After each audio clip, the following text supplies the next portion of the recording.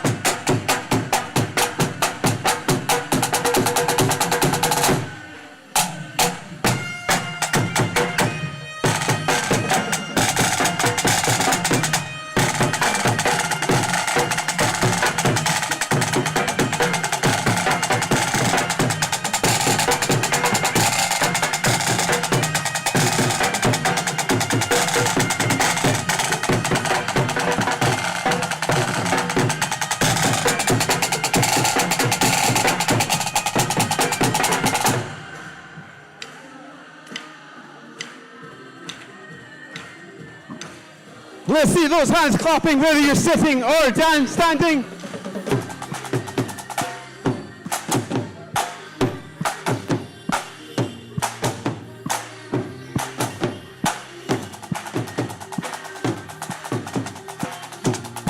You ready?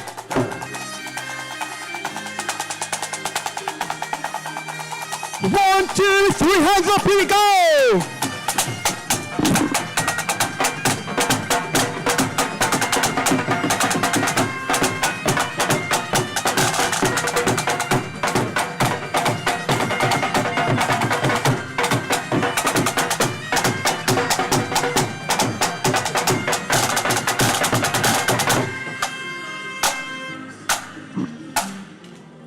Should we get you singing along? You know the words of the tune. Na na na na na. Let me hear you sing. Here we go. Na na na na na na na na. Yes.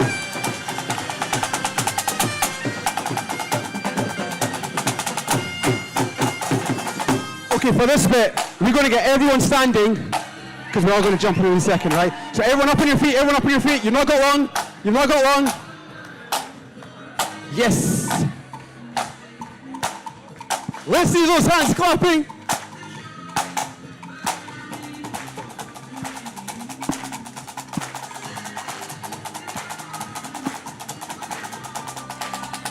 Okay, contrary to what I just said, we're all going to get low, low. Not sitting down, low. Let's get everyone down, everyone down, everyone down on the floor. For the heart.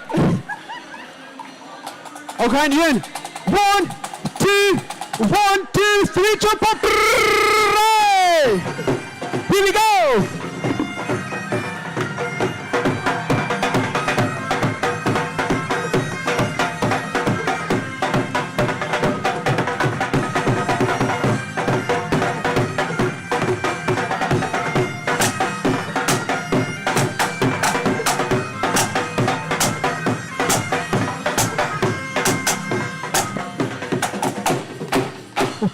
On chords,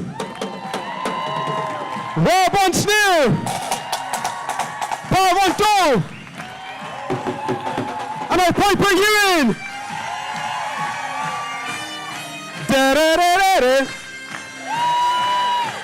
Yes. Da da da da da. Let me hear you. 1, 2, 3, here we go.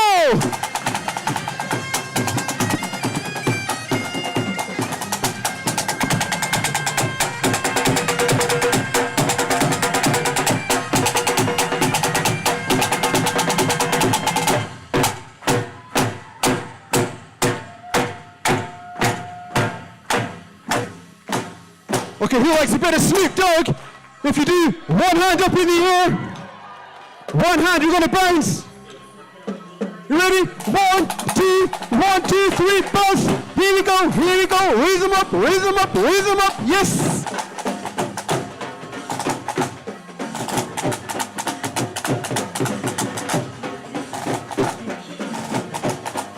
Okay, Rob, you ready for this one?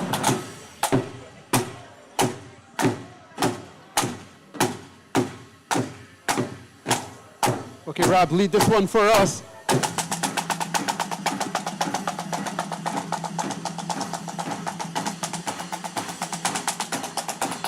We're going to jump in a second. 1, 2, 1, 2, 3, jump, jump, jump, jump, jump. Hey!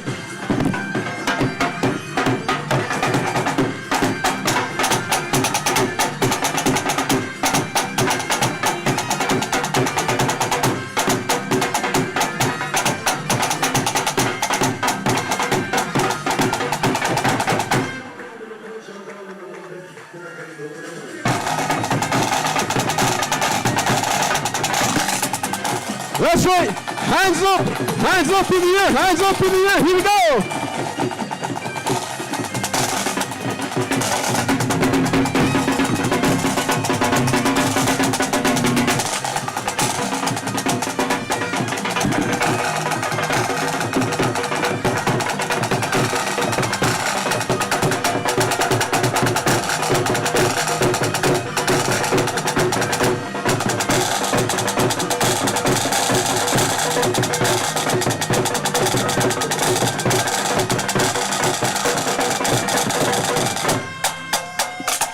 Making some noise for yourselves, ladies and gentlemen.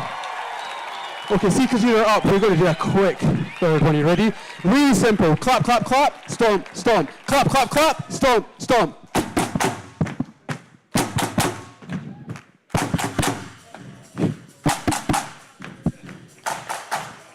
Okay, Derek, come on to the front. You're going to lead this one.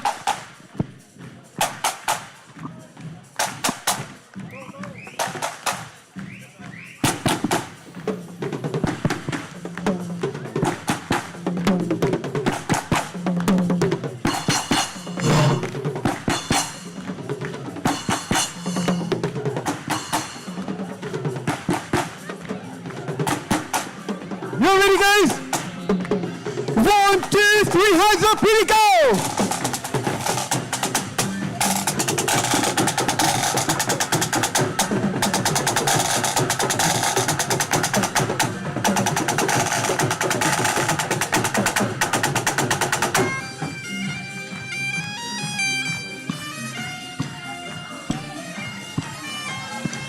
Y'all know this one.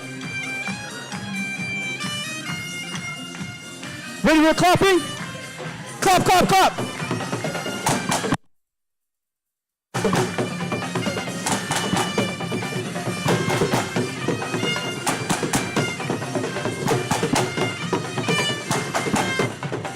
Oh!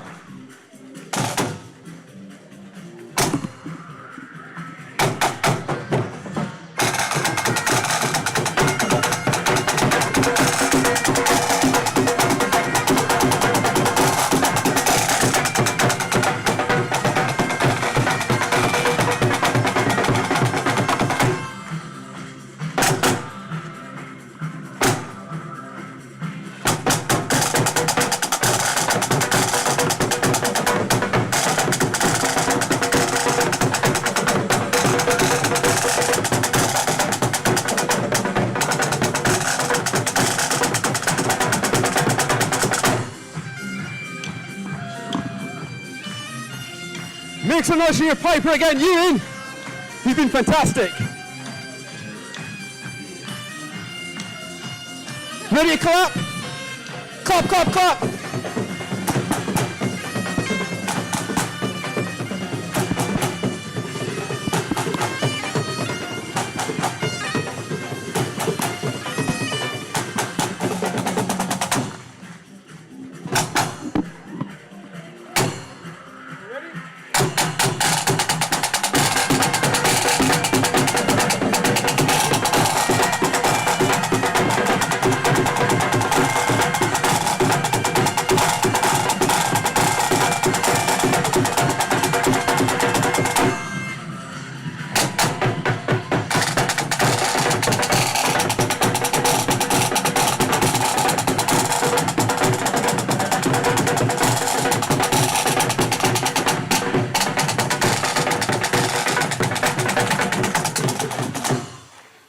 and gentlemen, you guys have been absolutely incredible, especially for a corporate function. That was phenomenal.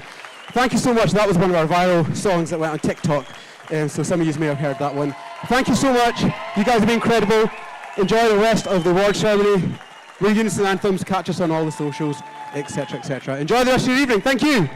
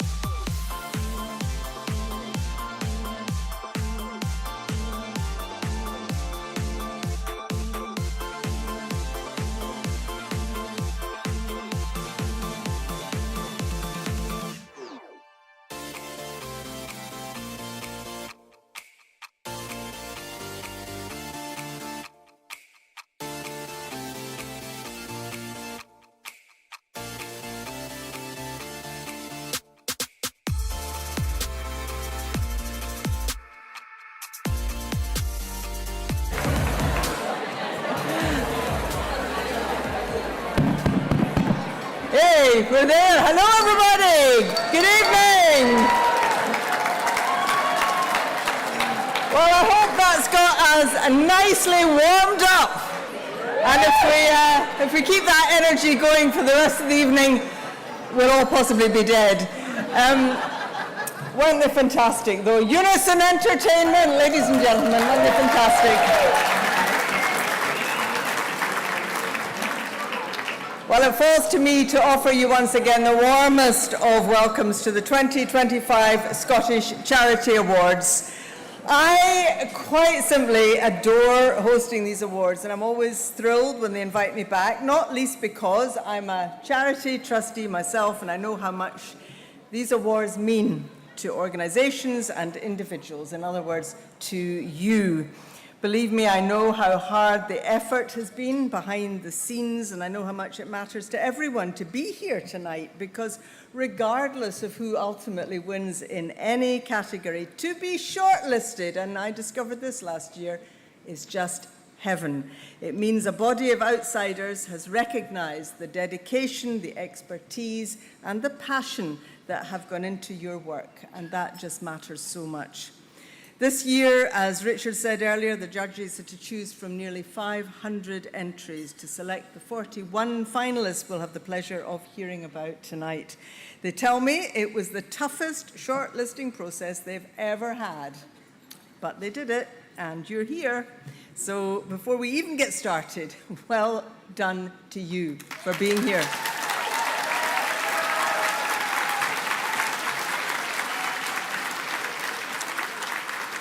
Now to the ceremony. Remember that, as always, we're using the hashtag Scott Charity Awards, so I think it's up there, or it will be. Do go ahead and tweet or Insta or whatever you do it manically. We want photos galore of you celebrating. As I always like to say, let's go viral with jubilation. Up first this evening is Campaign of the Year, sponsored by the Robertson Trust. Campaigning is at the heart of Scotland's voluntary sector, transforming attitudes, changing laws, and raising awareness of important issues. Our first category tonight highlights campaigns that mobilise people, securing positive change for the communities they support. We've got 4 finalists in this category. Let's hear a little bit more about them before we reveal who the winner is. Our first finalist is the Music Education Partnership Group with We Make Music Instrument Libraries, a campaign to get musical instruments into libraries, making music and music education more accessible. The campaign, which started as an idea from a youth music group in Edinburgh, has now spread to 40 libraries across 13 Scottish local authorities. With 1,000 instruments donated for people to borrow like books, and libraries organising workshops and events, this campaign has struck a chord with communities across Scotland.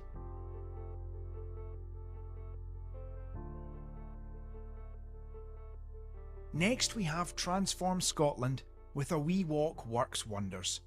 To tackle the climate emergency, this media campaign encouraged adults in Renfrewshire, Moray and Aberdeenshire to choose walking over driving for short journeys.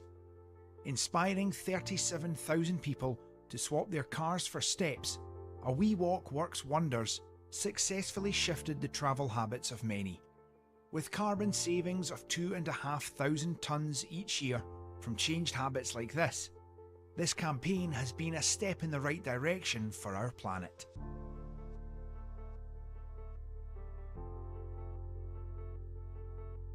Our third finalist is Feed with Formula for Change, a transformational campaign removing barriers to affordable infant formula, making it fairer and more accessible. The campaign secured commitment from the UK government to review formula legislation and provision at food banks, drove a major drop in formula prices across the UK, and introduced the chance for families to use gift vouchers and points to purchase formula in all major supermarkets. Thanks to Formula for Change, the formula market has been transformed for the better.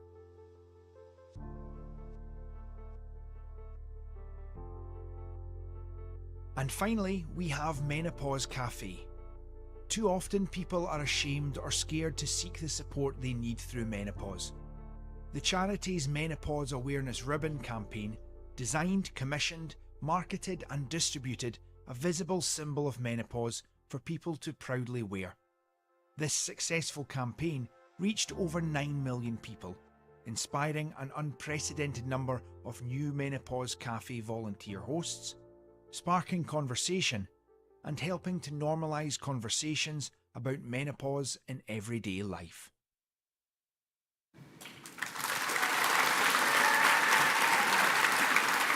So there we are, some absolutely fantastic campaigns in our first category, and I can see exactly why the judges said that judging was so hard.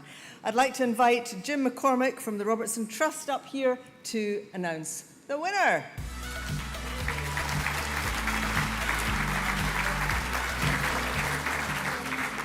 Thank you. What a brilliant category to kick things off with this evening. And the winner of the Campaign of the Year award is Feed Formula for Change.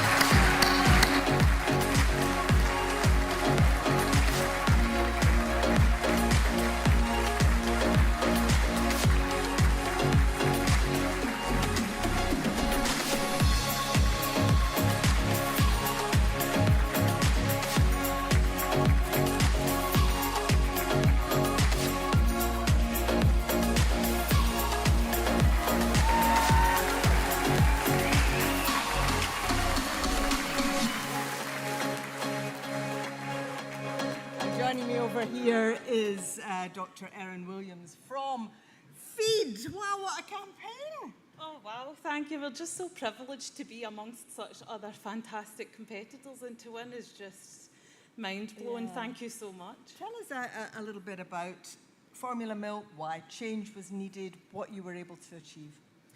Well, the price of formula has been rising over the last few years, and as everybody in here will be more than aware, the cost of living crisis is hitting people really hard, and families with young children more so. And we were finding more and more families struggling to access formula as quite a high-cost product. So myself, my colleague Rosie, who's here tonight, and Claire, along with the Metro newspaper and lots of other people that have supported the campaign, just did what we could to try and make formula more accessible to families. And it was amazingly successful. It really was. So we had Richard Walker from Iceland, who kind of had the guts to go against the grain and be the first retailer to accept cash equivalents as payment for infant formula, which was actually restricted prior to our campaign, if you would believe. We've had Chris Webb MP, we've had the backing of the Labour government, so we're hoping to make further change. But the most important thing to us is that we had the backing of over 108,000 people who signed our petition and who have supported our campaign, from families and people who themselves have had to struggle. and we just want to make sure that nobody struggles to feed And their listen, babies. is your work over now, or what comes next? Absolutely not. There's still more to do, and we want to make sure that everybody can feed their babies happily. So whether you're a breastfeeding mum struggling to access food for yourself or somebody that's struggling to access formula, we're going to do as much as we can to make sure that there are no barriers in your way. Congratulations on your win tonight. Thank you. Thank you.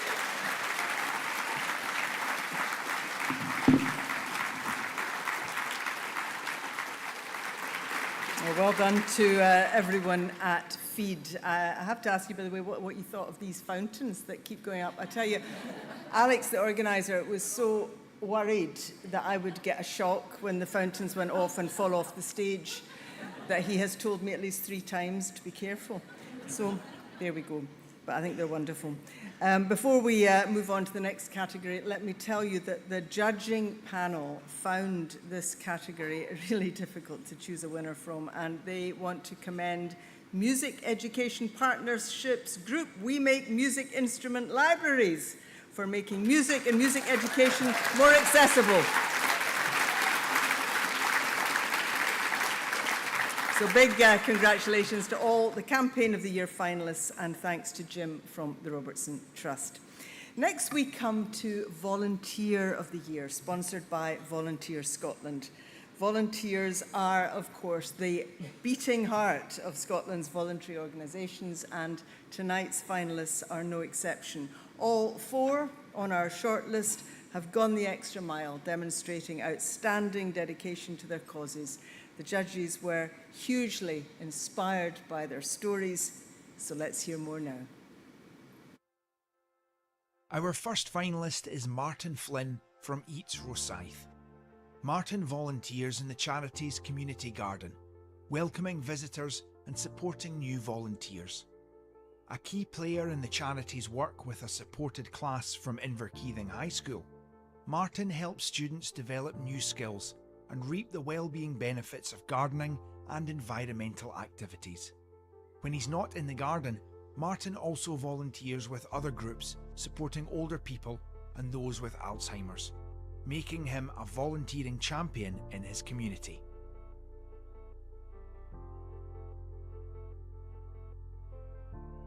Next we have Sumi Bandari from Fife Nepalese Community FNC. Committed to empowering women, preserving culture and uplifting the Nepali community, Sumi's leadership has brought people together with purpose and pride. Through her volunteer work, she has championed the Nepali language, led skill-building programs, and encouraged countless women to pursue education. Leading not for recognition, but from a deep passion to create lasting, meaningful change, Sumi is a beacon of hope for the marginalised communities she supports.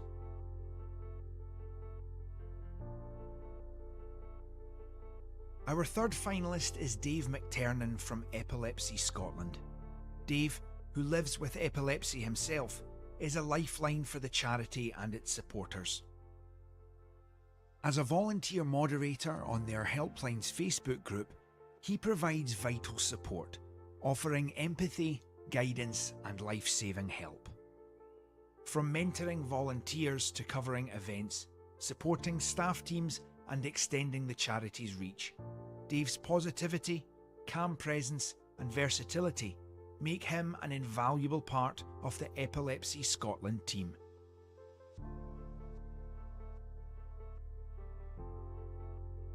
And finally, we have Juliet Blackie from RNLI. Juliet stepped up and transformed her local RNLI shop in Mallaig after seeing it closed. Since becoming volunteer shop manager in 2023, she rebuilt a team of 8 volunteers and drove a record-breaking income from just £5,000 in 2022 to over £38,000. Through bold ideas and community spirit, Juliet boosted awareness of the shop, built lasting partnerships, and truly embodied RNLI's values, proving that with courage, nothing is impossible.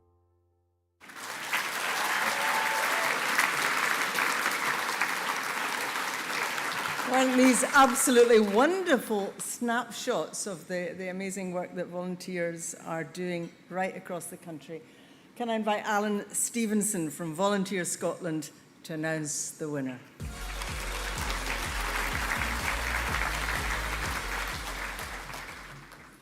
Congratulations, shortlist. Our incredible Volunteer of the Year is Juliet Blackie from RMLI.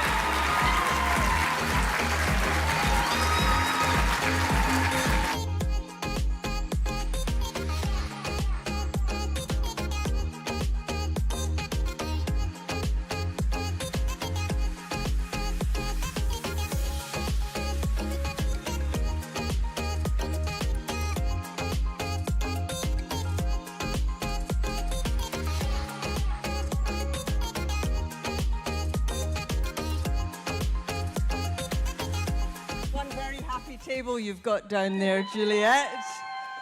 What amazing work you've done in Malig. What got you started with this? Well, the chaps on the boats are the real heroes. And the shop closed because the previous manager retired. And I thought, the chaps can't be unsupported. So I volunteered to be the manager for that. As easy as that. What did you do? It's all very well saying that the guys are the real heroes, but what did you do to drive up income so dramatically? That was you. Well, the first thing was to recruit new volunteers, because without a team of volunteers, I can't do the whole thing myself. So, yeah, I got quite a few volunteers, and that has helped keep the shop open and raise a few more quid for the RNLI. I love it when people come up here and they're so modest, and it's clearly a huge achievement, Juliet. What does it mean to you to be recognised like this tonight? Well, I'm quite embarrassed by it, really. But, yeah, I mean, it's great, but it isn't down to just me. It's down to all the other volunteers. And as I said, the real heroes are the guys that go out on the boat in all weathers, in all conditions, to save lives at sea.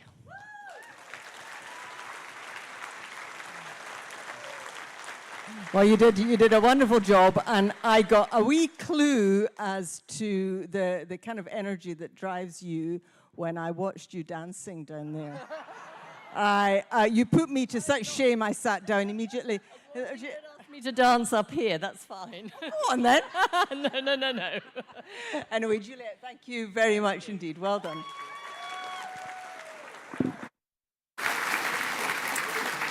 Thank you to Juliet and to Alan from Volunteer Scotland. Our next award is for Community Impact. This one celebrates organisations that are rooted in their communities, doing extraordinary work to make a positive impact. The commitment and determination of this year's 4 finalists have enhanced the lives and the futures of so many people. Let's hear all about them. Our first finalist is Scottish Men's Sheds Association, SMSA, a charity that has transformed men's health and well-being across Scotland. In the face of core funding cuts, this resilient organisation and its community of supporters rallied round, sparking political change and securing new multi-year funding. With 18 new sheds launched and 54 health awareness sessions delivered, the charity's 10th anniversary was one of success, fostering purpose in Scotland's communities, one shed at a time.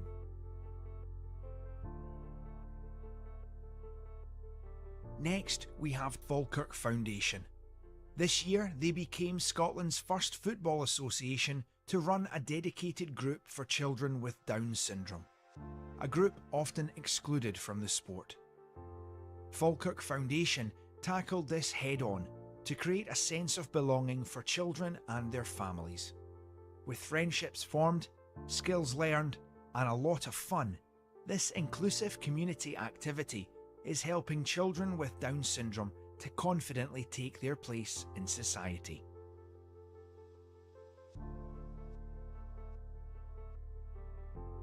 Next, we have Project Esperanza SCVO. This organisation has grown into a powerful voice for families of African heritage and multi-ethnic backgrounds across Edinburgh. Through tailored advocacy, anti-racism training, inclusive events and culturally rooted support, Project Esperanza has driven crucial systems change in social care, child protection, black maternal care and housing. With human rights at its very heart, this organisation has successfully used its expertise to empower and safeguard the communities it supports.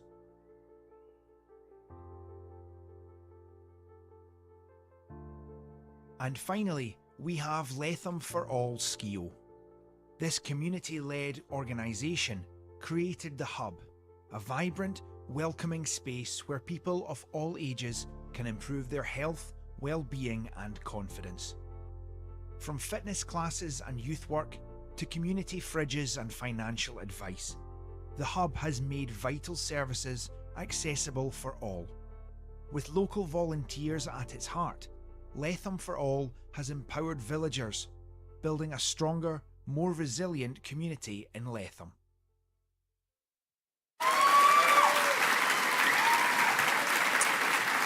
Wonderful stuff again. Can I invite Michael Field from Workflow Solutions to announce the winner?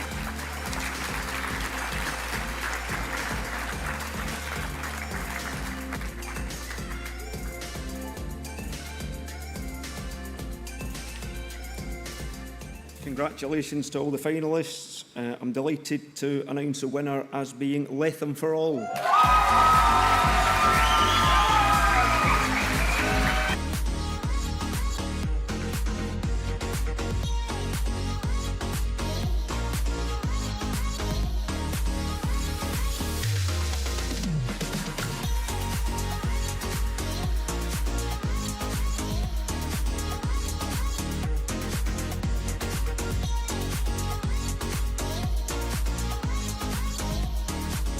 Here, Gordon Ferguson from Letham for All. Tell me about the Hub, Gordon, and how it came about. It came about through the community. The community wanted to make a difference to their world. They didn't want the council to do what the council were doing, and they wanted to make change. And it was through their tenacity and drive that we're here now.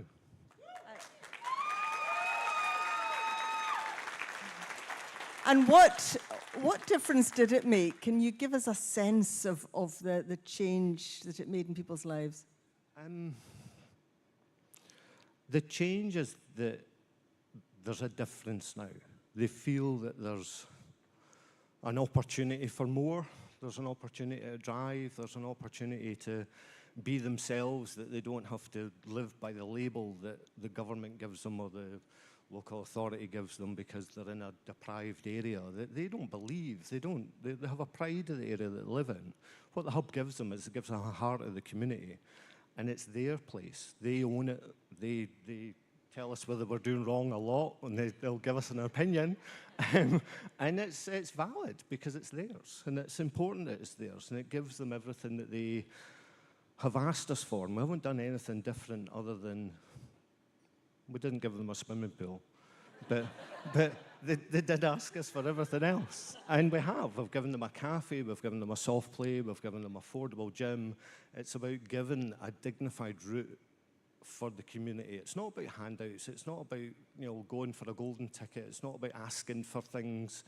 It's about people managing their own finances in an environment that's at an affordable price for them, that's dignified. They can choose whether they interact with us for services. And if they don't want to, the cafe's there, the community fridge is there, the butty and blether, the community dinners, everything's there that they can do what they want to do and manage their own finances. They don't have to ask us for help, they do it themselves. But we're giving them the engine behind it. That's important. And what will this...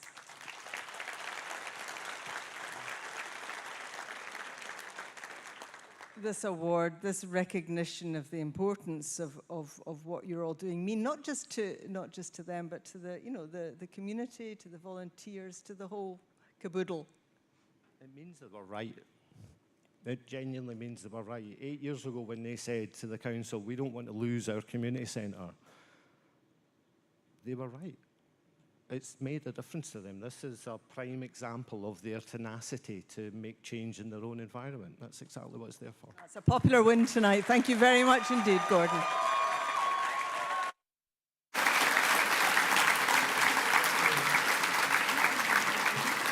Thank you, Gordon, and also to Michael from Workflow Solutions.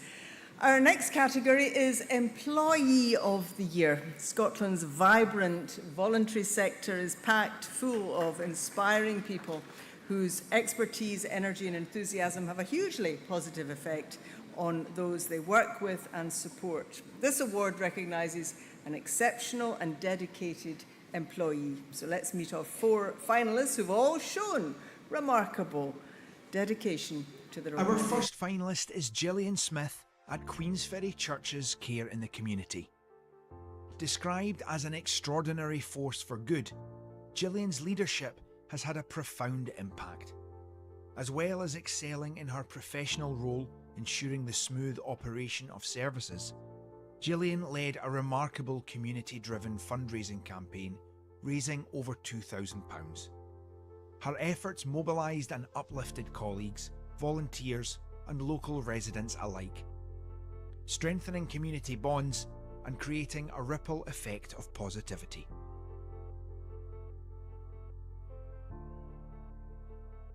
Our second finalist is Louise Anderson from New Start Highland. Louise has an unshakable belief in people's potential and has transformed lives by creating pathways out of addiction and crime. A trusted support in times of need, she has helped countless people into employment, education, sobriety and stable housing. By leading the charge for social change, developing initiatives and partnerships, and empowering people with a sense of purpose, Louise has made a lasting positive impact on many people's lives.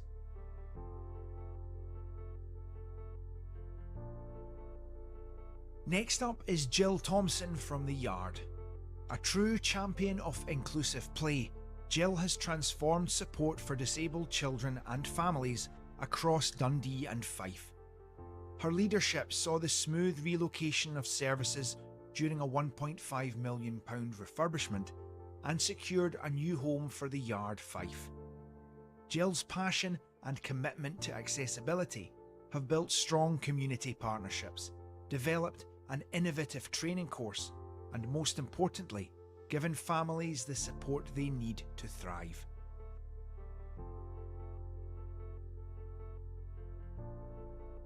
Finally, we have Rohan Salman from Arts Afternoon. For nearly 30 years, Rohan has shared his love of music to enrich the lives of diverse young people facing socio-economic challenges, mental health battles, and disabilities. In times of limited arts funding, he has gone above and beyond to secure funds, ensuring continued access to transformational music opportunities. Exemplifying kindness and inclusivity, Rohan's compassionate approach fosters joy and enriches the lives of the young people he supports.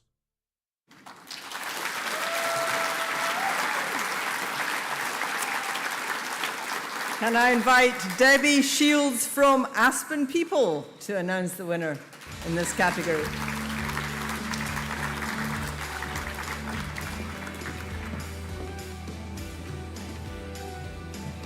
Good evening, everyone, and congratulations to all the finalists. You made this super hard for all of us as judges, but I'm delighted to say the winner is Louise Anderson.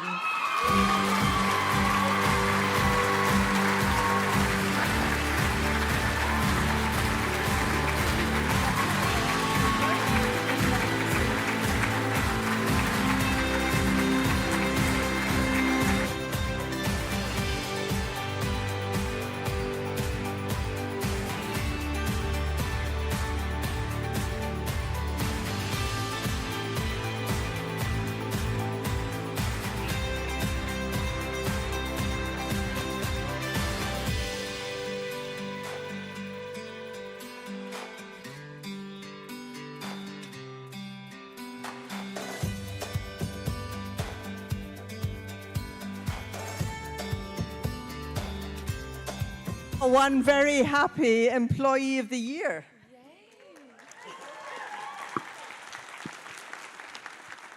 So tell us a bit about your work, about what exactly you do.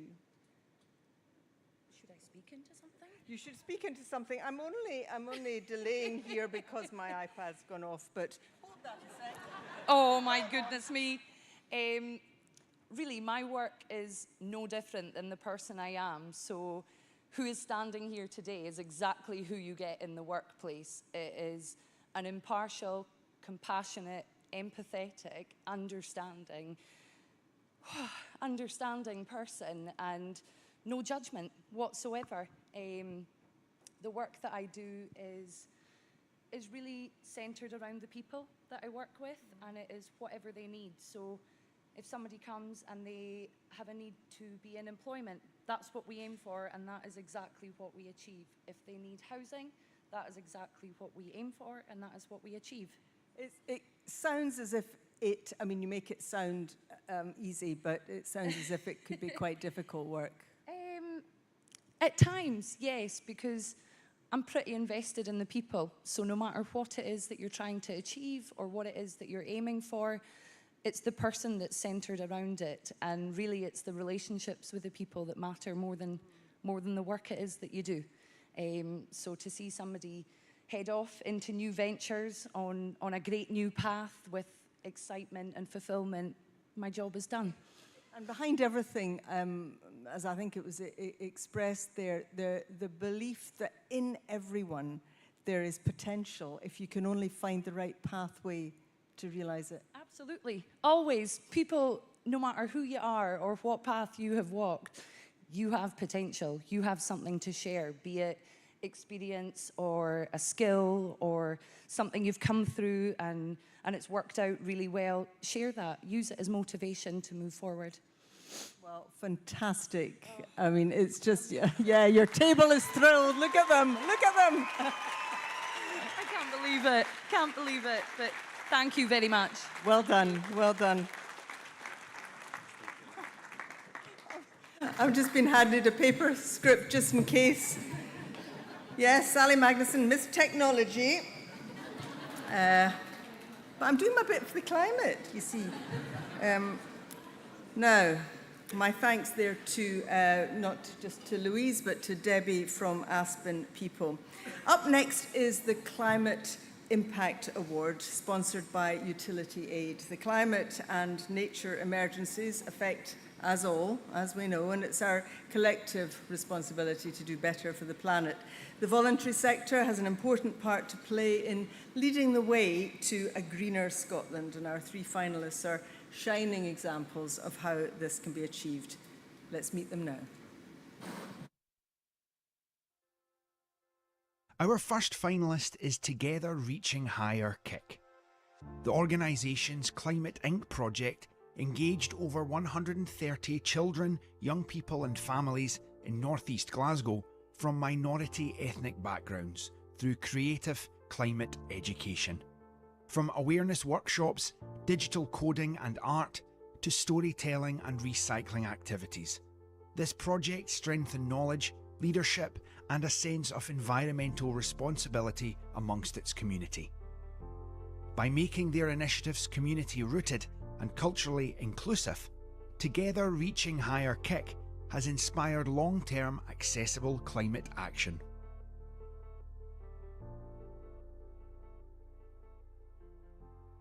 Our second finalist is Eco-Drama, who use theatre to spark wonder, curiosity and care for the natural world.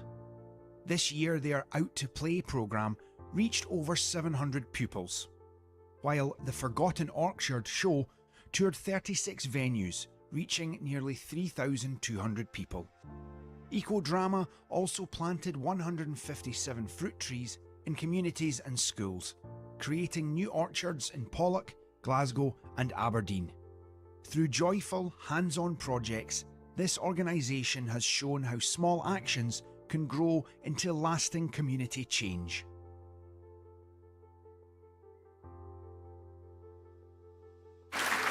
And finally, we have Climate Hebrides. Set up to tackle climate change in the Western Isles, the Outer Hebrides Climate Hub has delivered real success for local communities. Alongside providing crucial climate resources, funding, training and networking opportunities, the organisation hosted the inaugural Outer Hebrides Climate Conference, OCOP. The charity's important work is tackling their island's greatest threat, driving collective action and shaping the future of climate adaptation in the Outer Hebrides.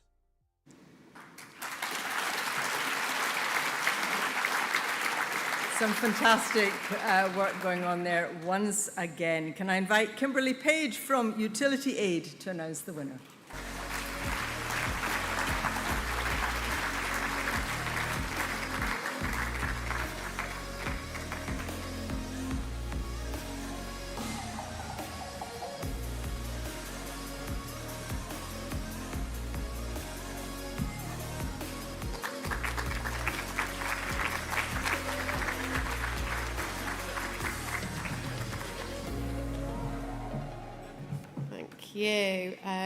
Congratulations to all the finalists. Sorry, it took me so long to get to the stage then. I was all the way over there.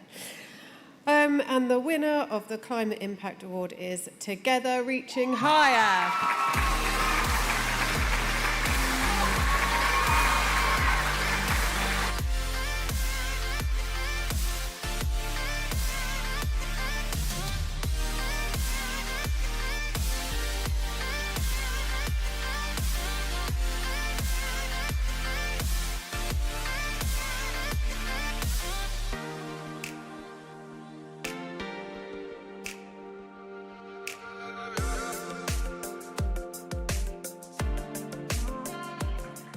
Radia, well done.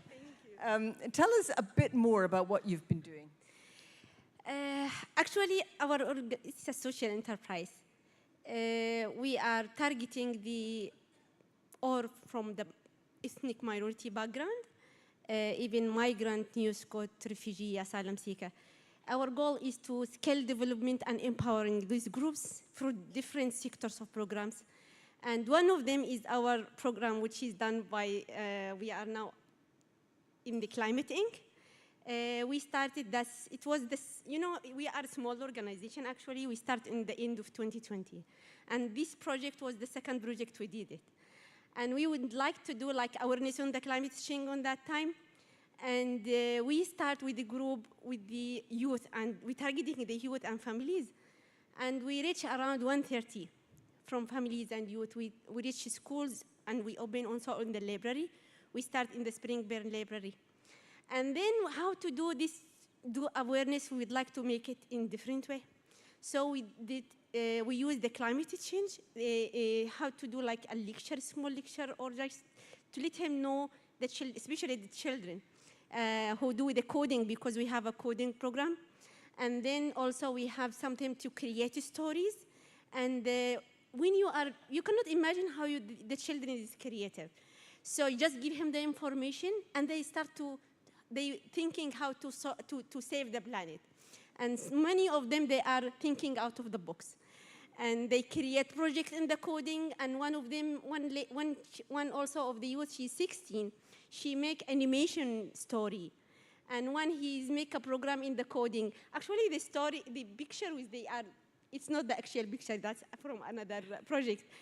But the project which did it, they didn't put it here. And we found it that it's very interesting. We start only in that time with the Springburn Library, and this we expand to the Elder Park Library, and we make it not just a coding program, we expand it to make it a STEAM program.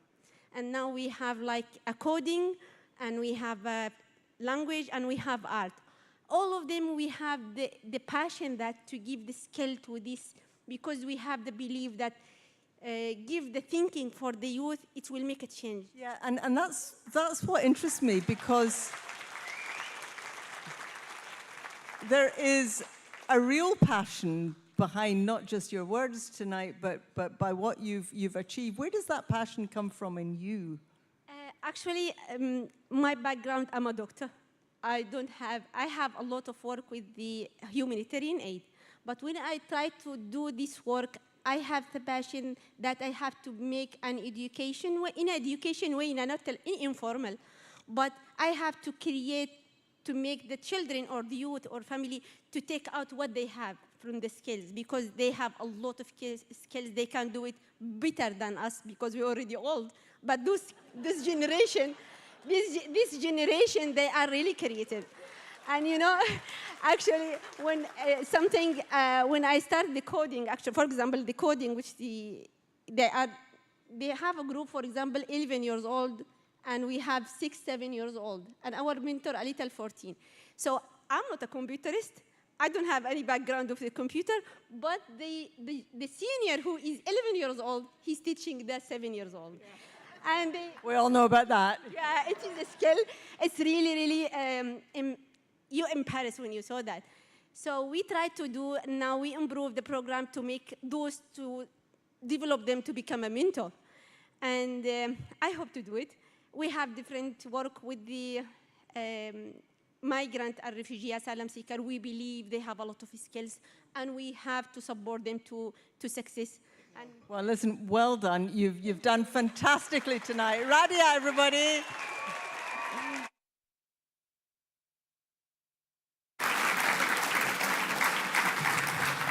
And our thanks also to Kimberly from Utility Aid. Isn't this fantastic? I mean, isn't it? It's just wonderful stuff we're hearing tonight. Wonderful. And for every winner, as I keep reminding you, there's 3 or 4 others that could have won and are doing equally fantastic work. And you're all represented out there, and you know who you are. Our next category is Partnership of the Year. Forward-thinking, pioneering, and ambitious collaborations can ignite transformational change for people across Scotland. This award spotlights organisations that have harnessed the power of successful partnership working to achieve positive outcomes for those in the communities they support. So let's hear more about the 5 finalists and the difference their partnerships have been making. Our first finalist is Dundee Contemporary Art, NHS Tayside, Dundee City Council and University of Dundee. Their unique project, Hello in There Wee One, a book helping expectant parents bond with their babies, was developed in response to research showing that parent-infant bonding begins before birth. Co-created with parents and made available in a range of languages, this important resource is now being distributed to all expecting families across Dundee, supporting enhanced infant development from the earliest days.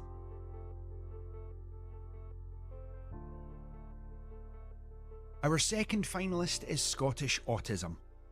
Supporting fathers of autistic children within HMP Barlinnie is a first-of-its-kind programme and a first for the charity within the criminal justice system. After staff reported high numbers of autistic children visiting the prison, this partnership helped fathers explore autism, communication, sensory processing, and how to nurture positive relationships and play. Thanks to this pioneering project, fathers have built confidence in understanding autism and formed stronger, more meaningful connections with their children.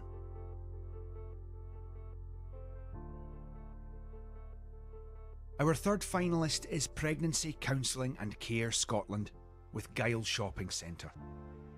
After devastating floods closed their baby bank, the centre offered a rent-free unit and a thriving partnership was born. The prime location boosted visibility and donations and allowed the charity to open a private counselling space. With increased awareness, plus fundraising and volunteering support from Giles staff, the charity's impact has soared, delivering almost 800 baby packs last year to families who need them most.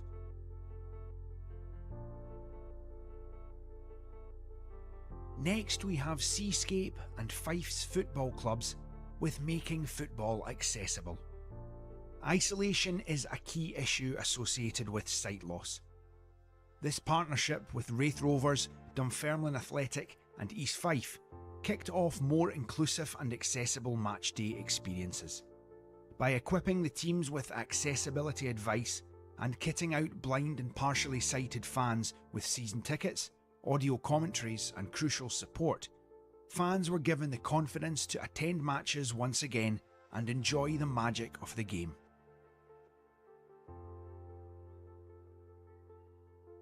And finally, we have Colonsay Community Development Company, CCDC, with Anne Farah Moore Housing. Addressing the challenge of housing for young people and families, CCDC delivered the first phase of affordable housing on Colonsay, a culmination of many years of work. The transformational project, a partnership between CCDC, local and national authorities, and industry partner Maui, has provided homes for those with nowhere to live and others with unsuitable accommodation, helping to support a sustainable resident community on the island.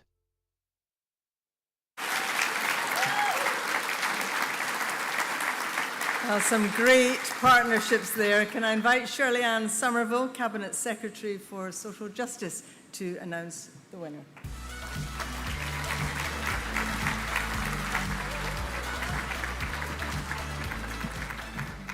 Good evening, everyone, and a massive congratulations to all those that were shortlisted. But the winner of the Partnership of the Year award is Scottish Autism Supporting Families of Autistic Children with HMP Barlany.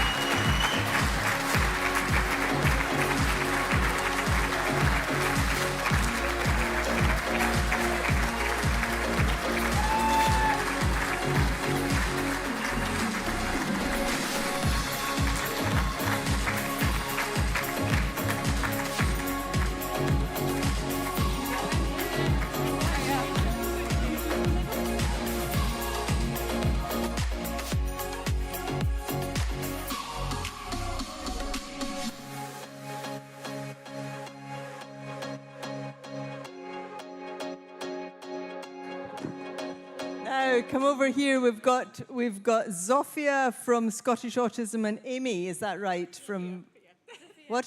Sophia. Oh, Zofia.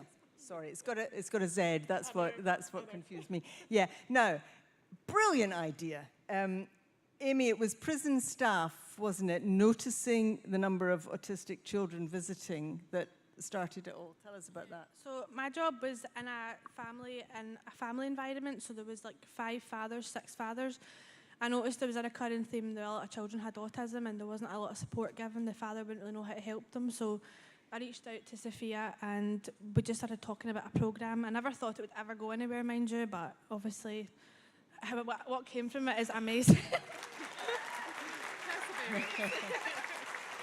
So you were approached by Amy and you, devised a programme then? Yeah, we devised a programme. It's based on a programme that we delivered within the wider community anyway, but we adapted it based on Amy's feedback, predominantly around supporting connection and play with the fathers, and I guess just supporting their understanding of autism overall and how that might impact their experience within the prison environment. And what effect then did you start to see, and how long did it take? So we had 7 sessions in total, and I guess we continued to adapt it over time as well based on the feedback from the fathers and feedback from yourselves as family contact officers. And I guess over time we saw an increase in confidence in terms of fathers kind of, I guess, engaging and with their children within visits. An increased understanding in autism and kind of, I guess, the sensory experience as well overall within the prison. But I guess the big surprise for me and for Amy and some of the other people involved was that actually it was the peer support that came out of that with the fathers themselves. Tell us a bit more about that. A lot of fathers are quite embarrassed at times to open up about how they feel, especially prisoners, if you want to call them that. But being a family contact officer at the time, it was quite good to build up rapport with the fathers and then introducing Sophia and our team who are here tonight on delivering an impartial kind of approach to delivering kind of feedback and how to help their children was quite nice for me to see, because I had built rapport with the fathers, but Sophia's coming in as an outsider, so she was really helpful, and so was our team in delivering that kind of support, and they built a lot of rapport, didn't they, with a lot of fathers, so it was really one-to-one. it became a really safe environment for the fathers. And I guess another kind of thing that came out of the program was fathers themselves potentially identifying that they were maybe autistic themselves, or identifying that they were neurodivergent, whether it be ADHD, dyslexia. So it widened up a wider conversation, and also has identified kind of a wider need across the prison service overall. And what you are going to find, I suppose, hopefully, is that when these men go home, they're going to have a transformed understanding that will help them to bond better with their children. Is that right? A lot of them have done that, and there was one boy in particular that's done a podcast within the prison, which I've witnessed, and a lot of fathers have reached out to you, haven't they, for their partners to get support. So a lot of them have reached out to Sophia and her team to get support out with the prison to help them at home. So it's been quite beneficial to extend further than the prison to help, which is quite beneficial to both of us. So is this something that can spread then from prison to prison? That's our hope. We've had a number of prisons contact us already in terms of bringing it into their establishments. But I guess what we've noticed is prison establishments is quite a complex ecosystem. Oh, surely not. Well, you two have navigated it very well, so well done. Congratulations. Thank you.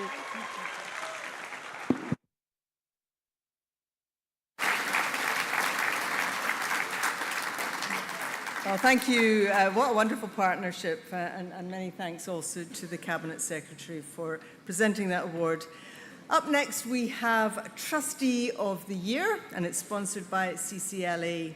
Across Scotland each year, tens of thousands of people make huge contributions to society by joining boards or committees of voluntary organisations. This award recognises a trustee who's worked tirelessly to make a positive impact on the organisations and causes they support. 4 trustees from a wide range of organisations across Scotland have been shortlisted in this category. Here they are.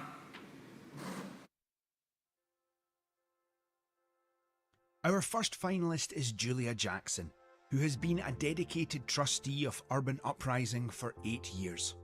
A calm, committed and strategic force, Julia has transformed the charity's financial and operational systems, allowing staff to focus on delivering life-changing climbing programmes for disadvantaged young people. Having also secured key corporate partners and supported record-breaking fundraising, her expertise, leadership and passion go beyond her trustee duties and have been crucial in building the charity's future.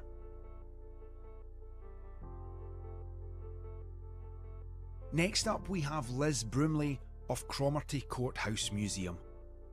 Liz has had a transformational effect on the museum's strategic direction, taking it from potential closure to a complete redevelopment project.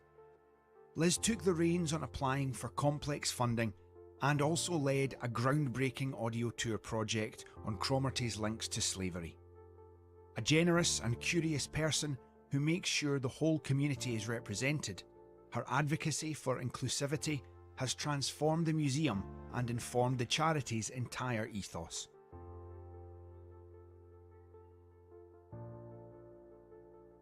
Our third finalist is Anne Livingston from Sunny Cycles.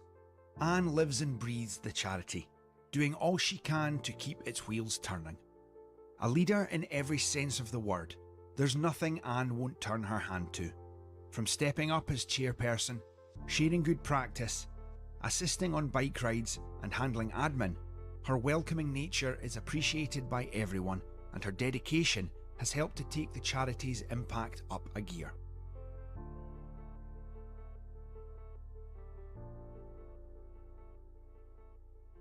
Finally, we have Gordon Armour from the McGlashan Trust. Gordon's long-standing contributions to charitable causes have been remarkable. Currently on the board of 4 charities, Gordon has been instrumental to the success of many organisations. Championing for funding, spotlighting the arts, volunteering at the hospital tea bar, and helping those with fewer opportunities, Gordon does it all. Described as humble, selfless and kind, Gordon is seen by his peers as a model of trustee excellence.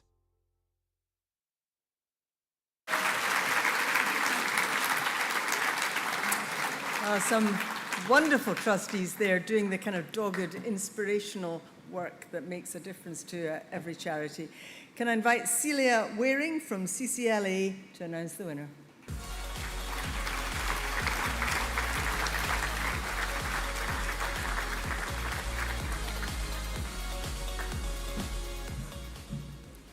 Huge congratulations to all the finalists. This feels like a really Strictly moment here. The winner of Trustee of the Year is Liz from the Cromarty Courthouse Museum.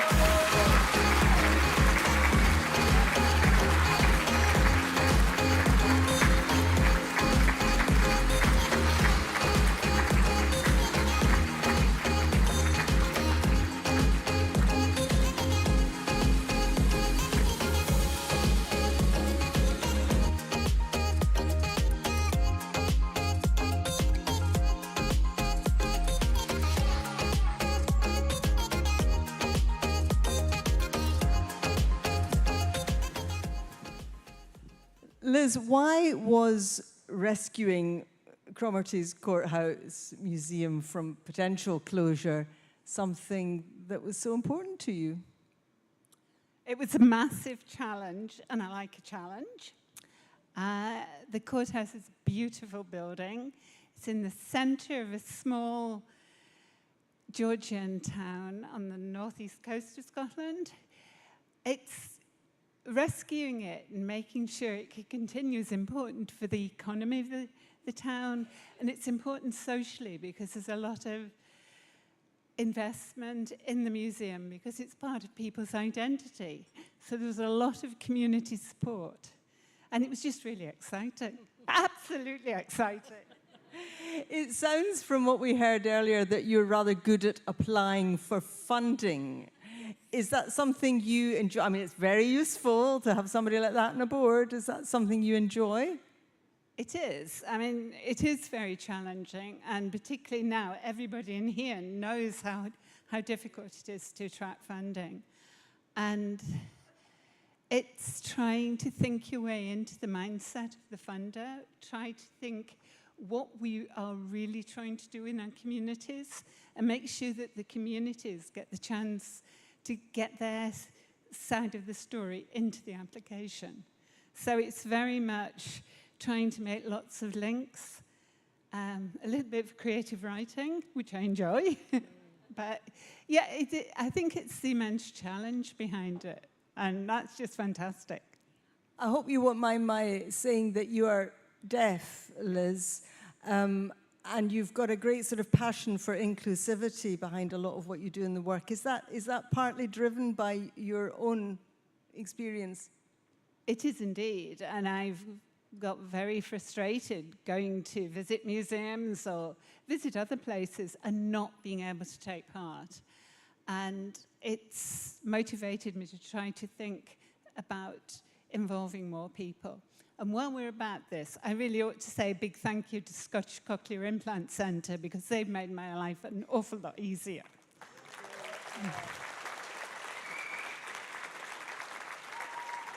Well, thank you very much. Your charity must be hugely proud of you, as are we tonight.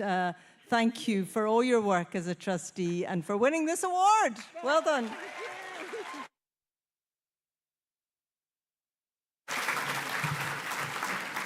Congratulations again, Liz, and my thanks to Celia from CCLA.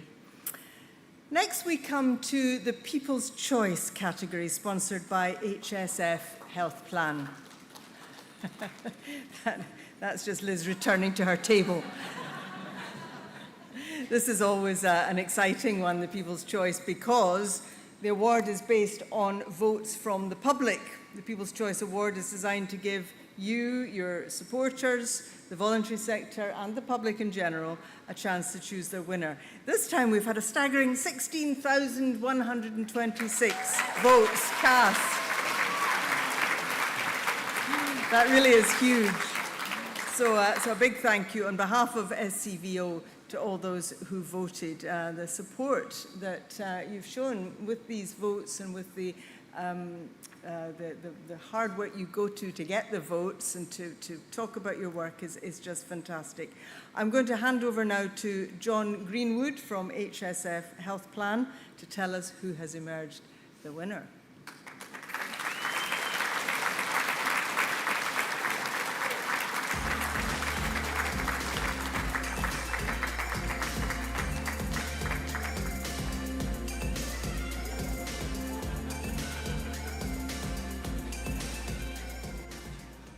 Good evening, everyone, and congratulations to everybody who voted for this category, and congratulations also to the four, well, it wasn't 4 categories, but I'm very pleased to announce that the winner of the People's Choice Award is Touch of Love Outreach.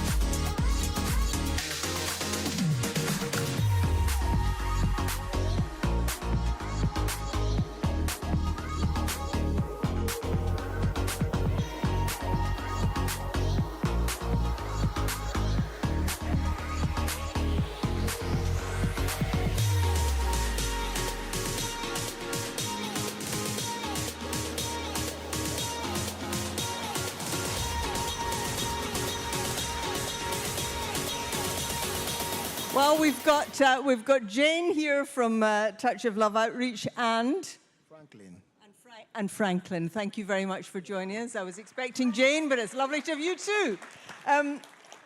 Wow. Were you expecting that? No.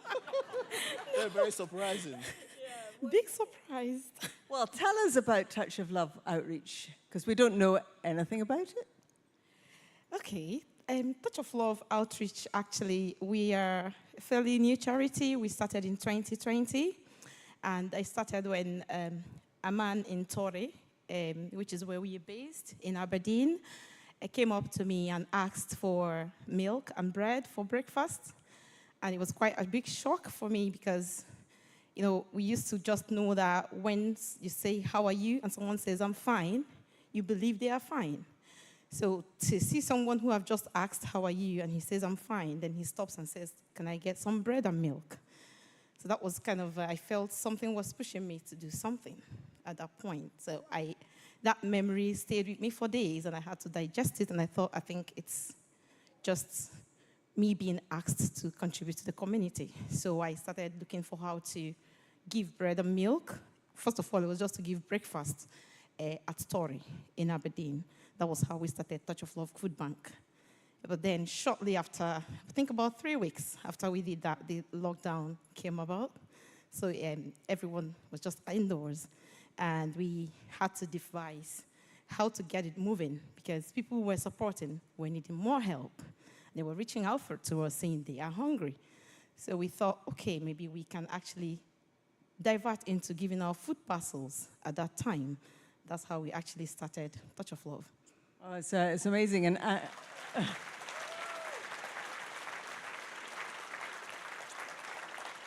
actually, you're one of the nominees in the next category, so we'll actually hear a little bit more about what you're up to then. But Franklin, I mean, this must be wonderful to be recognized by the public like this.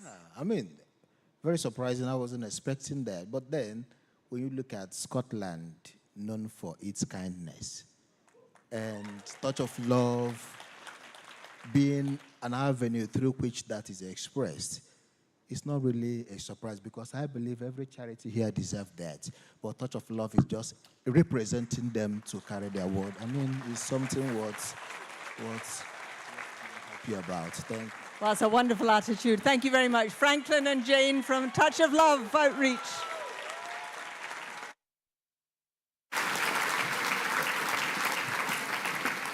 Huge congratulations and many thanks again to the 16,126 members of the public who voted. I'm now delighted to introduce this evening's final and very prestigious category, Charity of the Year, sponsored by Keegan and Pennycade. Now, there are going to be 3 different winners within the category according to the size of the charity. This category recognises voluntary sector organisations who've had a year to remember, reaching significant goals that make them stand out from the rest. Let's not forget the challenging operating environment that charities have faced too, as we all know, making these finalists all the more inspiring. It's my privilege to introduce you first to the 4 Charity of the Year finalists with a turnover of under £100,000. Our first finalist is Touch of Love Outreach. In 2024, the charity saw transformative growth. Its Young Achievers Club, Aberdeen's largest minority ethnic youth club, empowered over 450 young people through arts, leadership training, mental health support and sport. Beyond this, over 10,000 people accessed its food bank, and hundreds of mothers from minority ethnic backgrounds received holistic support. Nationally recognised and celebrated, Touch of Love measures its impact in the voices that now speak where silence once lived.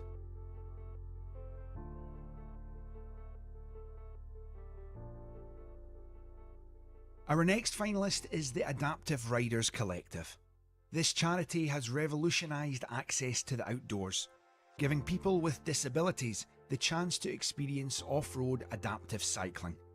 In 2024, the charity delivered nearly 500 adaptive rider sessions, more than double the previous year, and trained 4 new adaptive riders to become qualified mountain bike leaders, a UK first. With a growing fleet of bikes and a powerful peer-led model, Adaptive Riders Collective is breaking down barriers one ride at a time.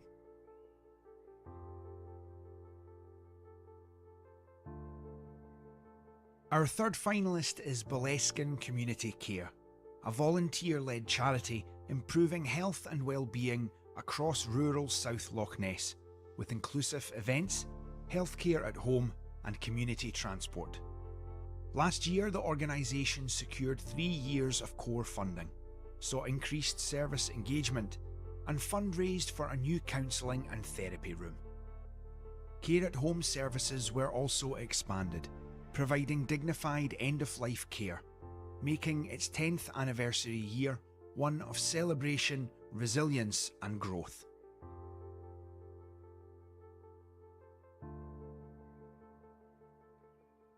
Our fourth finalist is Ewan's Room, a Lochaber-based grassroots mental health charity raising awareness and reducing stigma around mental health and suicide.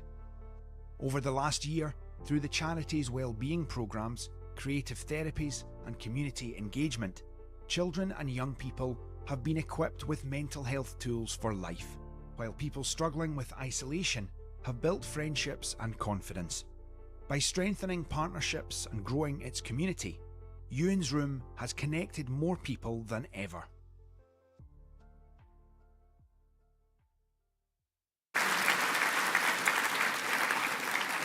And I invite Hazel Strachan from Keegan and Pennycade to announce the winner of this category.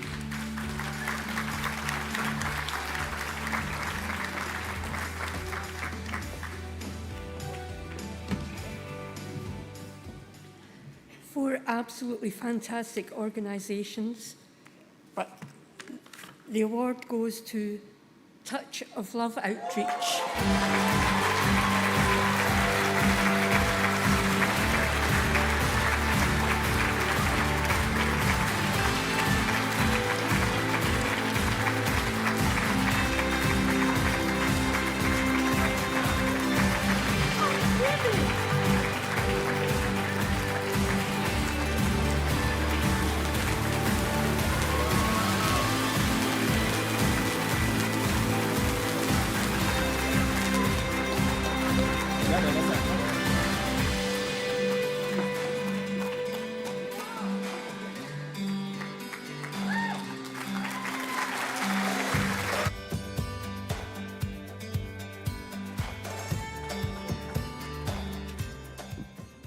did you even sit down?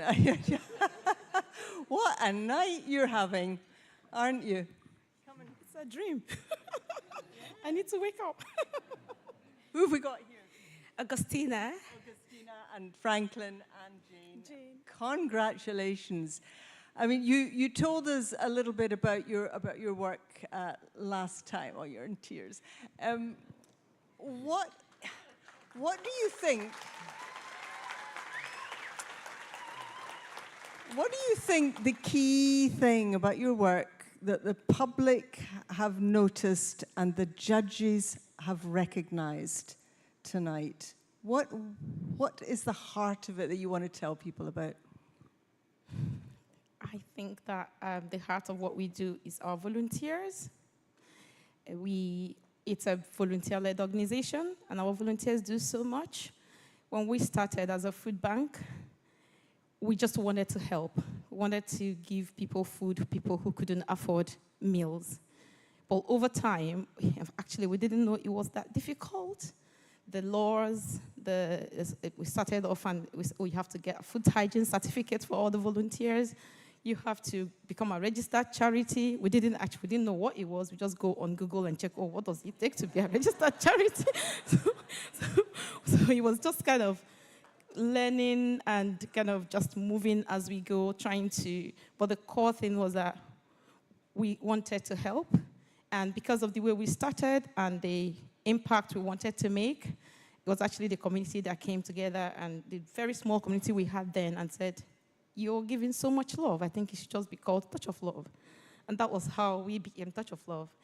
Gradually, after the COVID, we went back again and did a survey with our service users, asking, what's the least thing you will spend money on? That was at the time when everyone was talking about health and mental well-being. And they were going to spend money on food, on prepaid meters, on bills. The list was mental well-being of children. They didn't have money to pay for gym or ballet classes or swimming classes. They just felt they wanted to just be there trying to survive. But the children's mental and health well-being was just not it. It wasn't a priority. And it was actually from that survey that we started Touch of Love Young Achievers Club. And we actually didn't know it was a start of the biggest minority ethnic youth group in Aberdeen. Well, listen, it's...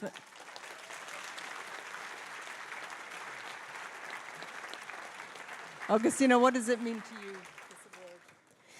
So to me, this award is, it showcases the spirit of kindness and also shows the impact that the funders have also made in our community and in the life of the young people that we are working with. So I would say thank you, because this means so much to us.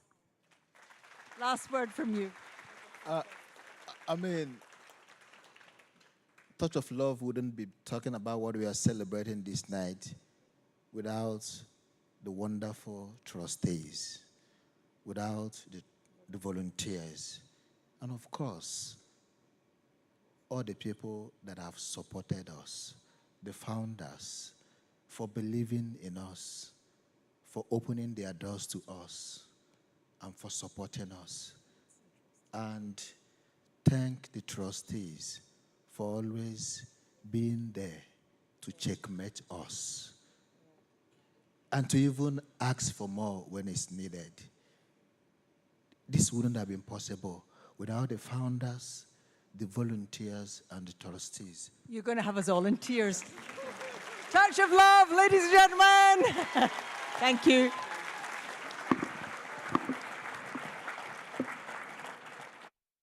Fantastic story, and thank you very much to Hazel from Keegan and Penny Kid.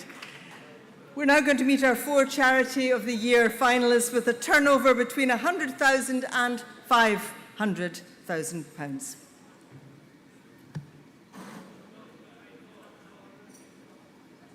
Our first finalist is the Green Team, celebrating 30 years of connecting young people with nature through its transformational activity programme. The Green Team has had a remarkable year. The charity delivered over 500 outdoor sessions, recorded their largest number of volunteering hours, made significant carbon reductions, and grew their income by an impressive 50%. With glowing feedback, the impact on young people's lives is clear. Improved well-being, skills development, and a deeper connection to the natural world.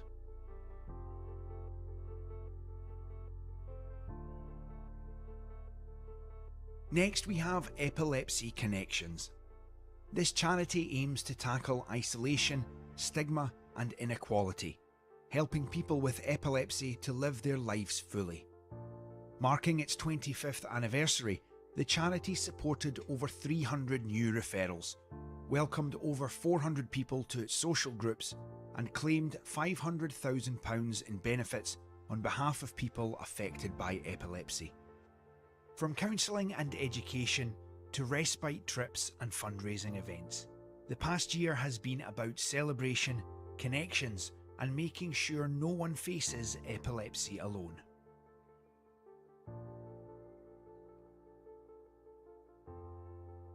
Our third finalist is Health All Round. In the face of uncertainty, Health All Round stood strong. Despite funding cuts, this small but mighty team delivered vital physical, social and mental well-being services to hundreds of people in Edinburgh. From befriending and ecotherapy to chronic pain support and crisis grants, their work is helping people live more fulfilling lives. This organisation is a shining example of community development in action. Resilient, responsive and life-changing.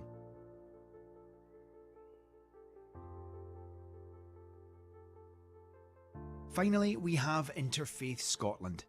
In its 25th anniversary year, Interfaith Scotland has continued to build bridges, foster understanding and unite people of all faiths and none. Interfaith Scotland is breaking down barriers through courageous conversations, international exchanges and community events, and its Faith to Face programme has engaged thousands of young people across the country. By tackling prejudice and sparking respectful dialogue, this charity is making Scotland a more welcoming and vibrant country for all.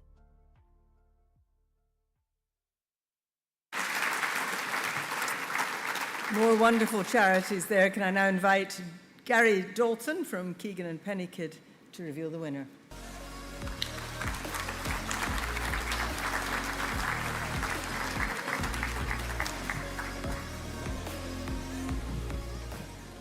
Four very worthy finalists in this category, and it's my pleasure to announce that the winner is Interfaith Scotland.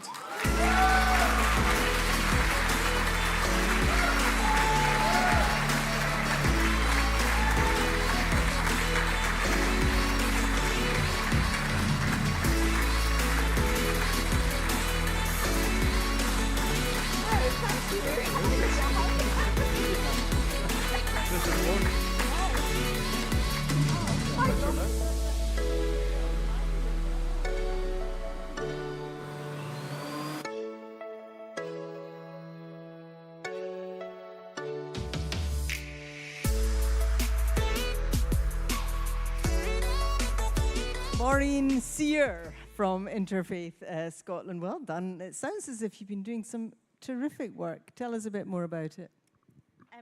Okay, I think I could be quite honest and say the last few years have been the most difficult that we've really had to face because of the wars that are tearing the world apart.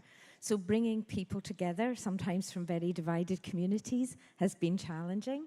And so this award really is just touched my heart incredibly because it has been a tough time for the board and for the staff team and the volunteers. Do you get a direct impact when there is conflict abroad, that you see it immediately in your work, do you?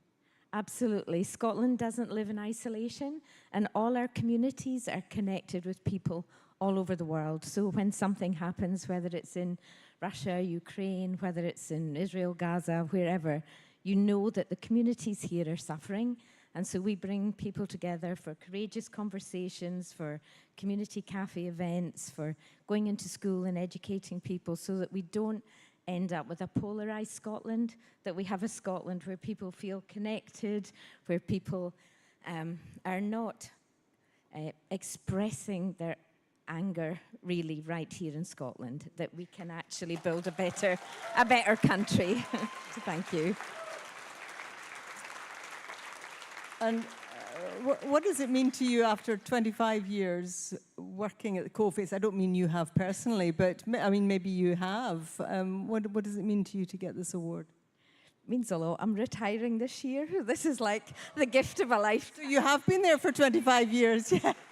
Well done. 23 of them, yeah. So it really means a huge amount. And I want to just thank the staff team and the volunteers and the board, because obviously without them we couldn't do our work. So thank you so much. Well, congratulations. Well done, Maureen. Thank you.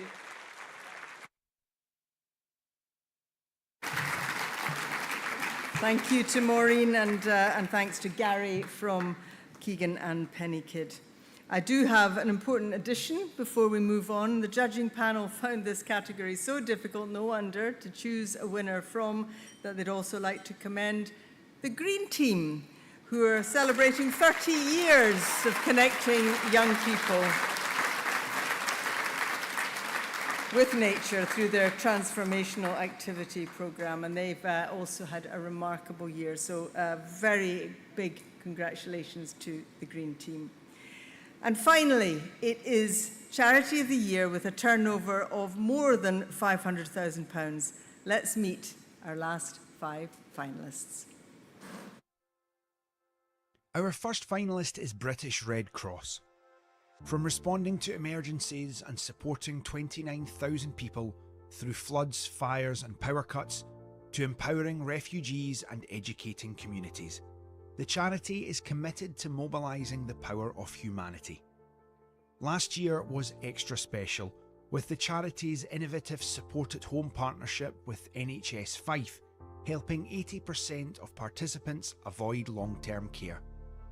Determined to create positive change in communities, British Red Cross's essential services have changed lives for the better.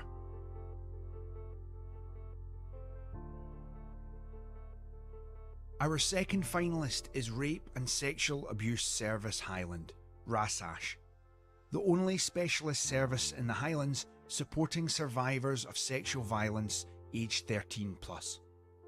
In its 10th anniversary year, RASASH provided trauma-informed, person-centred support to over 440 survivors and reached more than 2,500 young people through prevention work. Powerful feedback and a sharp rise in referrals highlight the vital need for RASASH's support, which is rebuilding lives, empowering survivors, and creating lasting change across rural areas.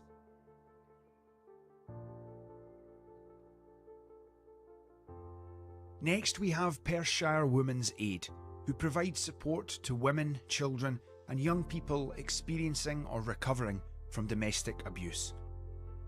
Despite financial uncertainty and potential service closures, the charity stood stronger than ever for its golden anniversary year. Through perseverance and partnership, the charity expanded its counselling provision in rural communities, opened a new safe hub, and supported 750 women and children, safeguarding the physical, emotional, and mental well-being of those they support.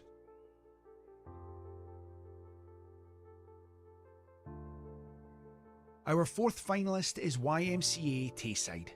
In 2024, the charity engaged over 600 young people through its life-changing programmes and opened the Y Centre, a state-of-the-art facility designed by young people for young people. More than a social hub, it allows safe accommodation for those at risk of homelessness, creating a space to grow, connect and thrive. With strengthened partnerships and support provided for refugees and asylum seekers, YMCA Tayside is building brighter futures every day.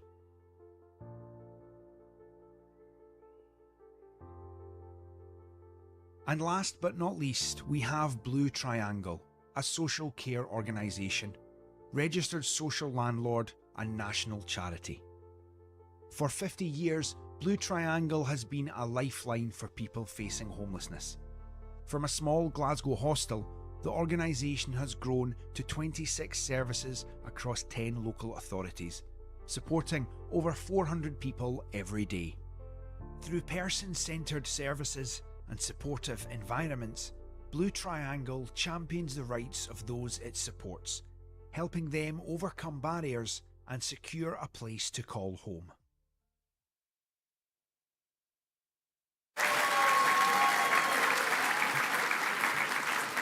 I'd like to invite June Pennykid from Keegan and Pennykid to reveal our final winner of the evening.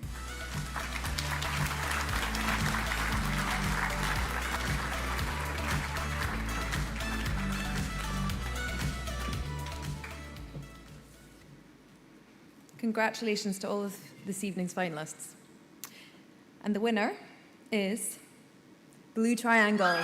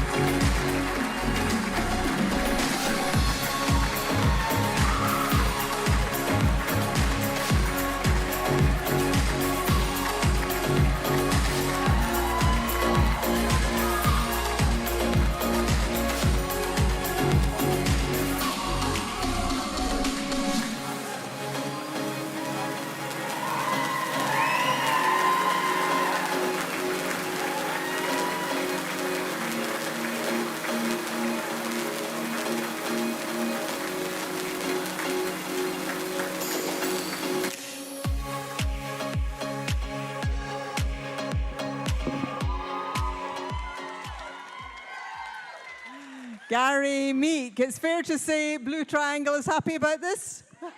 That's understatement of the year, yes. Thank you, everyone. And again, what a fantastic crowd tonight. What a number of organisations to pick from all of us, I think, is an impossible task. So for us to have won this tonight and to win it in our 50th year is just phenomenal. Thank you. Gary, your homelessness services have grown absolutely amazingly in the last 50 years. I mean, unfortunately, I'm assuming the need has grown too. Absolutely. And I think what's really important to add to that as well is not only the ability to provide accommodation, but our amazing teams of staff who all work way above and beyond the call of duty in terms of really working, I would say, as a vocation. And I keep saying this, people will be bored of that, but it is a vocation when you're working with vulnerable individuals and you're trying to give them a supported space and allow them the opportunity to feel that they're in a home again and actually having their own home often for the first time. And the teams that provide that, you know, I stand here and take the credit, but the people that are out there are the ones that have done all the work. Thank you so much. I really appreciate it. And it's a job that clearly is rewarding as well. You're getting an awful lot back from it. 100%. I absolutely love my job, and I know that my colleagues are in the same position as me in terms of we work, and actually I would say all of us in this room are here because we want to do what we're doing. We want to do what we can to provide opportunities to our communities and make this a much better environment, and every one of us here achieves that by working, and events like this I think are just so rewarding, literally, to enable us to see what we've achieved and how we're all doing that together. And isn't it fantastic the way everybody cheers everybody else? Absolutely. Yeah. Well, Gary, Charity of the Year. Congratulations. Thank you. Thank you very much.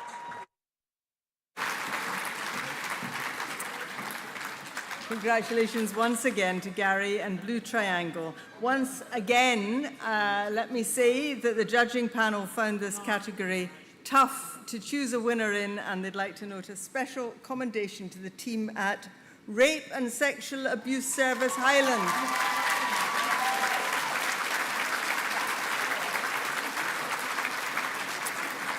And the judges have mentioned all the tremendous work they do, supporting and rebuilding lives, empowering survivors, and creating lasting change across rural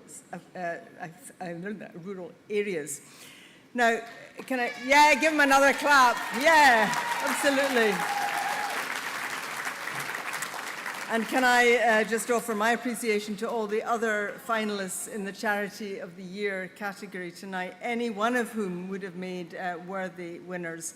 And thanks, of course, to Keegan and Penny Kidd and to June, who presented our last award there. Well, what an evening. Can I just emphasize again, I mean, it really does bear endless repetition what an achievement it is to be a finalist in these awards at all. So when I say congratulations to everyone in the various shortlists, I really do mean it.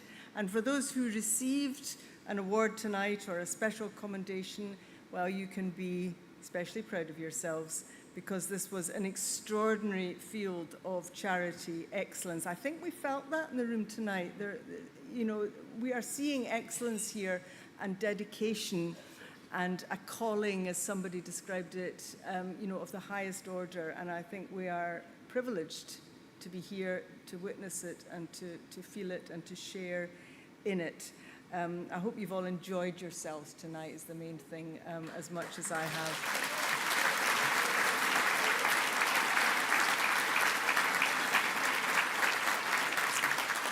Please don't forget, once we're finished here, that all our winners should go to the foyer with their trophies for a group photo, and all the other finalists, do not forget this, all the other finalists should come and collect your certificate from the stage before you go. But before you stampede to do any of that, can I now invite back to the stage to close the evening formally, Richard Jennings, SCVO convener.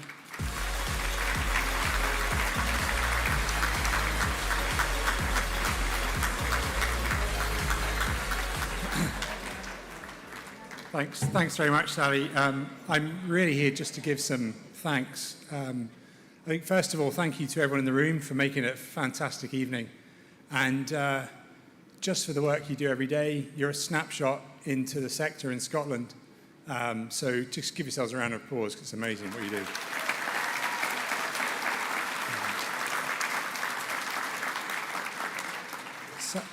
Sally, as always, a fantastic host, not just because you're an exceptional host, but also because you bring your own passion for the sector into the room, and that comes across in the evening. So, yeah, it's great to have you here again.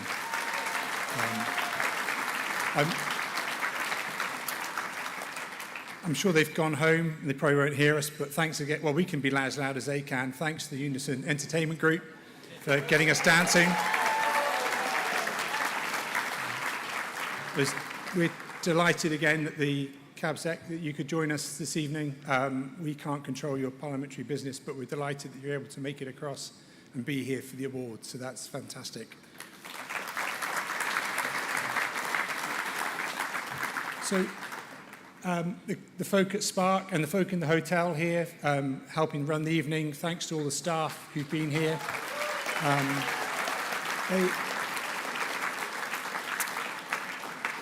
An enormous thanks to the staff at SCVO, the work that goes into the shortlisting. The judging panel come along and the shortlisting's already done, a lot of the hard work. So thank you for doing that, going through all those submissions and applications.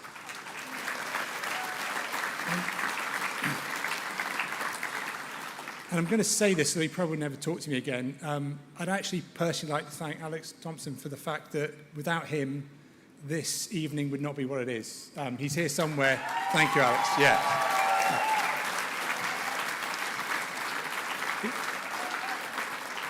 It gives me a range of things to say, and he doesn't include himself, so someone has to put him in there. Right, last but not least, can I get the winners to stand? And a big round of applause for the winners.